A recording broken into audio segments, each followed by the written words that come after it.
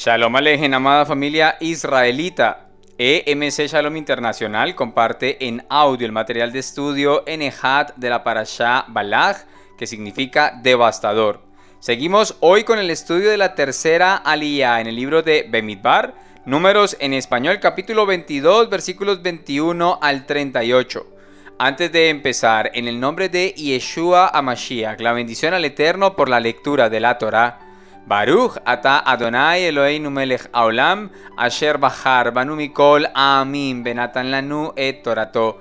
Baruch ata Adonai noten a Torah. Amén. Bendito eres tú, eterno Elohim nuestro, Rey del universo, que nos has elegido de entre todas las naciones y nos has dado tu Torah. Bendito eres tú, eterno, donador de la Torah.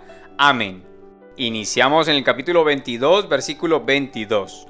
Pero Elohim se enojó con su salida, así que un mensajero de Yahvé se puso en su camino como adversario. Iba él montado en su asna, acompañado de sus dos sirvientes. Aunque parece inesperado por la aparente contradicción comentada anteriormente, Yahvé se enojó con su salida, ya que aparentemente implicaba cumplir el deseo de Balaj de maldecir a Israel. La actitud antisemita es desagradable ante los ojos del Altísimo. No se puede maldecir lo que Él ha bendecido. No se puede tocar a Israel, pues está catalogado como la niña de sus ojos. La palabra usada aquí por la Torá para adversario en hebreo es Satán, del Strong número 7854, que significa oponente, opositor, adversario o enemigo. Por lo que entendemos que no se trata de un hombre, sino de un título, el cual está dado por su función particular de oponerse. Lo anterior lo vemos en Mateo capítulo 16, versículo 23.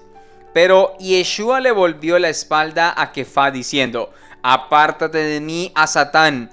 Tú eres un tropiezo en mi camino, porque tu pensamiento es desde una perspectiva humana, no de la perspectiva de Yahvé. Aquí vemos a Yeshua llamando a Kefá, a Pedro, a Satán, es decir, opositor o que se opone en este caso al plan de Elohim. Pasamos al versículo 32. El mensajero de Yahvé le dijo: ¿por qué has golpeado a tu asna esas 3 veces? Fui yo quien salió como un adversario, porque tu encargo es ofensivo para mí. La reprensión venía dada por el hecho de haber maltratado la asna. La falta de visión y discernimiento hicieron que este hombre maltratara a su animal. Cabe resaltar en este verso lo expuesto en el anterior versículo con respecto al término a Satán. Aquí fue el mensajero o ángel de Yahvé quien salió como a Satán, como adversario, título dado a una actitud o acción. Esto no quiere decir que el mensajero de Yahvé sea Satanás.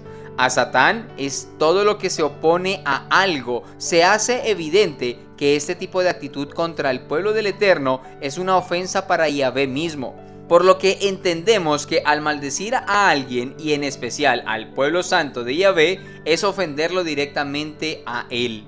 Zacarías capítulo 2 versículo 8 dice: porque Yahvé a Elohim me ha enviado en una misión gloriosa a las naciones que te saquearon, y esto es lo que él dice: cualquiera que te dañe a ti, daña a la niña de mi ojo. Los versículos 34 y 35 dicen así: Bilam le dijo al mensajero de Yahvé: yo pequé porque no sabía que tú estabas parado en mi camino. Si aún lo desapruebas, me regresaré. Pero el mensajero de Yahvé le dijo a Bilam: ve con los hombres, pero no debes decir nada más que lo que yo te diga. Así que Bilam fue con los dignatarios de Balac. Bilam reconoce que ha pecado, pero ¿a qué pecado se refería? Pues a no discernir la presencia de Yahvé. El desconocimiento viene con la negligencia del hombre que no permanece cerca de Yahvé y de su Torá. Esta ignorancia hace que se transgreda la Torá, lo que hace que se acarree pecado por la propia vida. Rab Shaul nos dice en Efesios en español capítulo 4 versículos 17 y 18: Esto digo e insisto en el Maestro, que no se conduzcan más como se conducen los gentiles, en la vanidad de sus mentes, teniendo el entendimiento oscurecido, alejados de la vida de Elohim por la ignorancia que hay en ellos, debido a la dureza de su corazón.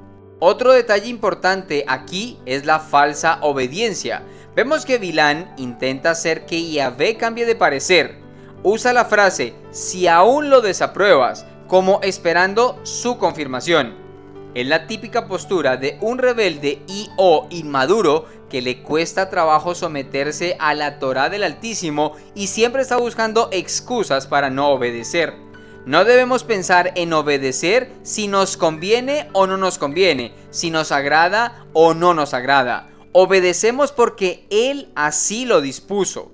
Ahora bien, entendemos que hoy en día los conceptos bíblicos están siendo enseñados de forma parcial, subjetiva y fuera de contexto.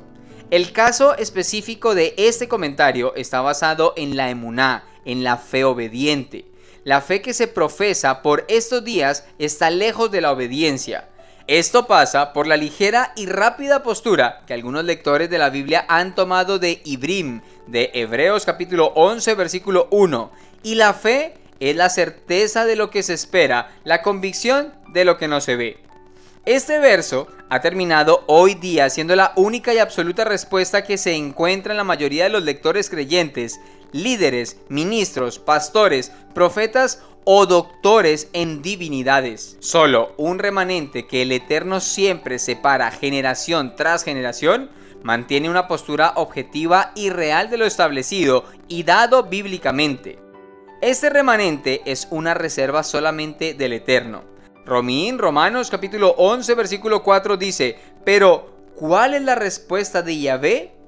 He apartado para mí 7,000 hombres que no han doblado rodilla ante Baal. Estos hombres de hoy que han recibido las instrucciones, preceptos y mandamientos de Yahvé, su Torá, no doblan sus rodillas ante las costumbres familiares, locales o nacionales. No doblan sus rodillas ante cleros, prelados, ministerios, denominaciones ni religiones. No adoran hombres ni les rinden pleitesía a títulos universitarios. Solo se rinden a la contundencia de la verdad dada por la Escritura Sagrada y entienden la fe igual a la obediencia. Fe igual a obediencia. Este valor se da por la evaluación exegética de acuerdo con los siguientes versículos. Romanos capítulo 10 versículo 17. Así que la fe viene por el oír y el oír por la palabra de Dios, 25%. Jacob, Santiago capítulo 1, la primera porción del versículo 22. Sed hacedores de la palabra y no solamente oidores, 25%. Romanos capítulo 2 versículo 13, la primera porción. Porque no son los oidores de la ley los justos ante Dios, sino los que cumplen la ley. Otro 25%. Ibrim capítulo 11, la primera porción del versículo 6. Y sin fe es imposible agradar a Dios, 25%. ¿Cómo le decimos a un niño al que se le habla y hace? Obediente, para un total de 100%. Tehilim, Salmo capítulo 119, la primera porción del versículo 160. La suma de tu palabra es verdad. Amado hermano, anhelamos que seas parte de estos hombres. Esperamos que este audio llene tu corazón y traiga un mayor entendimiento de la palabra de nuestro Creador.